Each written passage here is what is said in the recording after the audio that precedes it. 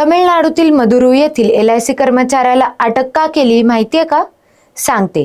तमिळनाडूमधील मदुरू येथील LIC कार्यालयात डिसेंबरमध्ये झालेल्या आगीत महिला अधिकारी कल्याणी नांबी यांचा मृत्यू सुरुवातीला अपघात मानला गेला, पण आता पोलिसांनी हा खून असल्याचं सांगितलंय. तपासात असे समोर आले की त्यांचे सहकारी टी रामा, जे मदुरू कार्यालयात असिस्टंट ऍडमिनिस्ट्रेटिव्ह ऑफिसर म्हणून काम करत होते, त्यांनी कल्याणी यांच्यावर पेट्रोल ओतून त्यांना आग लावली. विमा दाव्यांमधील गडबड समोर आल्याने हा प्रकार झाला, असे पोलिसांनी सांगितले.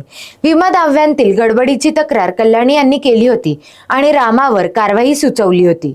त्यामुळे रामाने हा प्रकार केला असावा, असा पोलिसांचा अंदाज आहे. घटनेवेळी कार्यालयात कोणीही नसताना हा प्रकार झाल्याचं, तसेच रामाने त्यावेळेस स्वतःला जखमी दाखवून हा अपघात असल्याचा दावा केलाय.